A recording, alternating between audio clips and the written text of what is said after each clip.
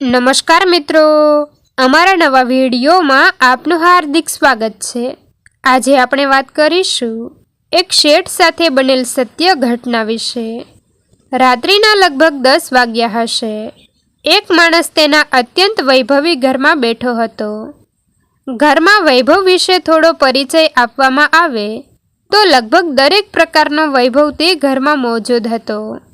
નોકર ચાકરથી લઈને એક સામાન્ય કામ કરવું હોય તો પણ માણસ રાખવામાં આવેલ હતો। બહાર બગીચા માટે માળી, ઘરમાં 3 જેટલા નોકરો પણ હતા અને એક ડ્રાઈવર। આમ આટલા લોકો સતત ઘરમાં રહેતા, પરંતુ રાત્રિના લગભગ 9 વાગ્યા પછી બધા નોકરો અને ડ્રાઈવર પોતાની ઘરે જતા રહેતા અને ફરી પાછા બીજે દિવસે સવારે આવી જતા। ઘરમાં શેઠ એકલા જ રહેતા હતા। ઘરમાં બીજું કોઈ રહેતું ન હતું। નોકરો અને બધા કામ કરનારાઓ પણ સવારે આવતા અને સાંજે સમય થતાં પોતપોતાના ઘરે જતા રહેતા। ઘરમાં શેઠ એકલા જ રહેતા હતા। પૈસાની કોઈ પણ જાતની ખામી ન હતી। એક રાત્રિના લગભગ 10 વાગ્યા આસપાસ શેઠને અચાનક શરીરમાં કશુંક થવા લાગ્યું। તરત જ અણસાર આવ્યો કે તેને એલર્જી થઈ છે। શેઠને આવું થવું તે સામાન્ય બાબત હતી, એટલે તે ગભરાયા નહીં અને તરત જ પોતાની દવા લેવા ટેબલ પાસે ગયા અને પરંતુ જોયું તો ટેબલમાં એક પણ દવા બચી ન હતી અને ઘરે બીજી દવા ન હોવાને કારણે હવે ઘરની બહાર નીકળવું પડે તેમ હતું। ઘરમાં ગાડી હતી, પરંતુ ડ્રાઈવર ન હોવાથી ગાડી લઈને જઈ શકાય તેમ ન હતું। શેઠના ઘરેથી મેડિકલ સ્ટોર કંઈ બહુ દૂર ન હતું। ચાલીને જઈએ તો બહુ તો 1 મિનિટ જેટલો સમય લાગે, પરંતુ વાતાવરણ વરસાદનું હોવાથી વરસાદ ચાલુ હતો, એટલે શેઠે વિચાર્યું કે તેઓ રિક્ષામાં જતા રહેશે। ઘરની બહાર નીકળ્યા। દવાની દુકાન તો વધારે દૂર ન હતી, પરંતુ વરસાદ હોવાથી તેઓએ રિક્ષા લેવાનું નક્કી કર્યું હતું।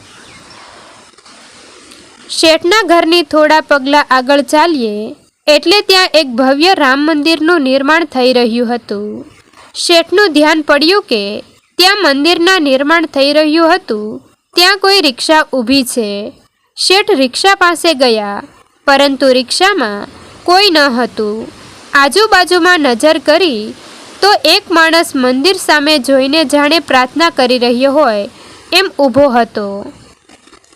આજુબાજુમાં બીજું કોઈ ન હતું, એટલે શેઠને થયું કે લાગે છે આ માણસ રિક્ષાવાળો જ હશે।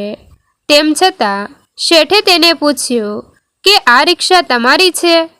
પેલા માણસે હામાં જવાબ આપ્યો। શેઠે કહ્યું, મારે અહીં બાજુમાં જ જવું છે, આવશો? રિક્ષાવાળાએ હા કહી એટલે રિક્ષામાં બેસી ગયા।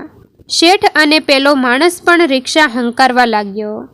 રિક્ષાના અરીસામાંથી તે માણસનું મોઢું અસ્પષ્ટ રીતે બતાવી તો રહ્યું હતું, પરંતુ આવા અંધકારમય વાતાવરણમાં પણ તેના મોઢા ઉપરથી આંસુ વહી રહ્યા હોય એવું ચોખ્ખું દેખાઈ રહ્યું હતું અને તે પોતે પણ બીમાર હોય તેવું લાગી રહ્યું હતું।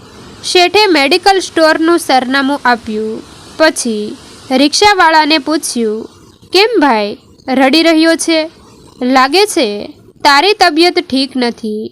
રિક્ષાવાળાએ શેઠની વાત સાંભળી એટલે શેઠને જવાબ આપતા કહ્યું, વરસાદના કારણે 3 દિવસથી હું જે જગ્યા પર રિક્ષા ચલાવું છું તેનું ભાડું નથી મળ્યું અને ભૂખનો માર્યો હું આમ તેમ ભટક્યા કરું છું અને મારું શરીર પણ જાણે દુખી રહ્યું હોય એવું મને લાગી રહ્યું છે।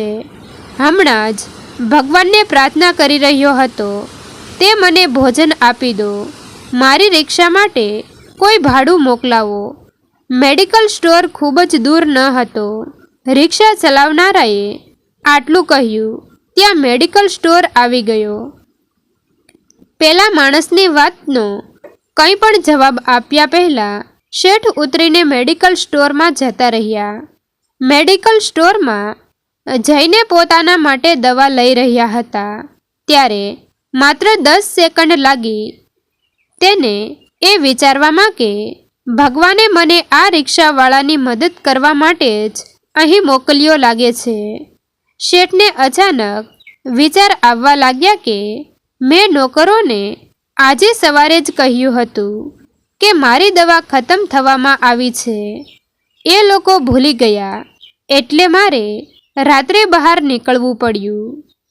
હજી અડધો કલાક પહેલાં જ જો મને એલર્જી થઈ હોત તો હું ડ્રાઈવરને મોકલીને દવા મંગાવી લેત, પણ એ બધા લોકો જતા રહ્યા પછી જ મને એલર્જી ઉપડી એટલે હું બહાર નીકળ્યો અને તદુપરાંત જો વરસાદ ન આવતો હોત તો શેઠ ચાલીને જતા રહે, પરંતુ વરસાદ આવતો હોવાથી તેઓએ રિક્ષા લેવાનું વિચાર્યું. તરત જ મેડિકલ સ્ટોરમાંથી પોતાની પણ દવા લીધી અને રિક્ષાવાળા માટે પણ દવા લીધી. બહાર નીકળીને બાજુમાં જ એક રેસ્ટોરન્ટ હતું, ત્યાંથી રિક્ષાવાળા માટે એક પંજાબી થાળી પાર્સલ કરાવી અને ફરી પાછા રિક્ષામાં આવીને બેસી ગયા. રિક્ષાવાળાને કહ્યું ઘરે લઈ લે. રિક્ષાવાળા ભાઈ ફરી પાછા જ્યાં મંદિર પાસે ઊભા હતા ત્યાં જ આવીને શેઠને ઉતાર્યા એટલે શેઠે તેના હાથમાં 50 રૂપિયાની નોટ આપી, સાથે સાથે દવા પણ આપી અને જે પાર્સલ કરાવ્યું હતું તે પાર્સલ પણ આપ્યું. આમાં પંજાબી થાળી પાર્સલ કરાવી છે, ખાઈ લેજે અને હા, જમ્યા પછી આ દવા લઈ લેજે અને કાલે સવારે અને સાંજે એમ ફરી પાછી આ દવાનો કોર્સ પૂરો કરજે. રિક્ષાવાળા ભાઈ તેનાથી ઉંમરમાં ઘણા નાના હશે, પરંતુ તેના આંખમાંથી આંસુ નીકળ્યા વગર રહી શક્યા નહીં. તે રડી રહ્યો હતો અને શેઠને 2 હાથ જોડીને કહ્યું કે મેં તો ભગવાન પાસે પેટનો ખાડો પૂરવા માટે માત્ર 2 રોટલી માંગી હતી, પરંતુ તે કેટલો દયાળુ છે. હું ઘણા મહિનાઓથી વિચારી રહ્યો હતો કે મારે પંજાબી ખાવું છે, પરંતુ સમય પણ ન મળતો અને ક્યારેક અનુકૂળતા પણ ન રહેતી કારણ કે હું પંજાબી ખાઈ શકું. પરંતુ આજે ભગવાને જાણે મારી પ્રાર્થના સાંભળી લીધી અને તમને ભગવાને અહીં મારા માટે જ મોકલ્યા છે. શેઠ રિક્ષાવાળાની વાત સાંભળીને આશ્ચર્યચકિત થઈ ગયા અને તે સતબદ્ધ થઈને રિક્ષાવાળાની સામે ને સામે જોઈ રહ્યા. તે શેઠ ઘરે ગયા અને ફરી પાછું વિચારમાં પડી ગયા કે તે જે રેસ્ટોરન્ટમાં પંજાબી થાળીનું પાર્સલ લેવા ગયા હતા ત્યાં હકીકતમાં દાળ બાટી પણ ખૂબ જ વખાણાતી હતી અને એક વિચાર દાળ બાટીનો પણ કર્યો હતો, પરંતુ આખરે તેને પંજાબી થાળી જ શું કામ પાર્સલ કરાવી? શું ભગવાને તેના ભક્તોની મદદ કરવા માટે જ મને મોકલ્યો હશે? દવા લઈને શેઠ અને આ વિચારમાં જ આડા પડ્યા હતા કે તેને નીંદર આવી ગઈ.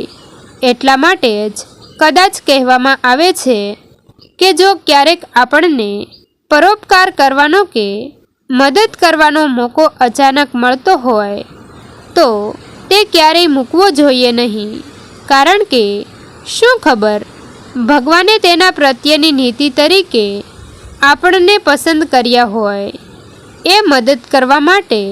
અરે મિત્રો, તમને જો આ વિડીયો પસંદ આવ્યો હોય તો વિડીયોને લાઈક અને તમારા અન્ય સગા સંબંધી મિત્રો સાથે વિડીયોને શેર કરવાનું ભૂલતા નહીં અને આવા જ નવા જીવન ઉપયોગી, જીવનમાં કંઈક નવું કરવાની પ્રેરણા મળે તેવા વિડીયો જોવા માટે અમારી ચેનલ સાથે બન્યા રહો.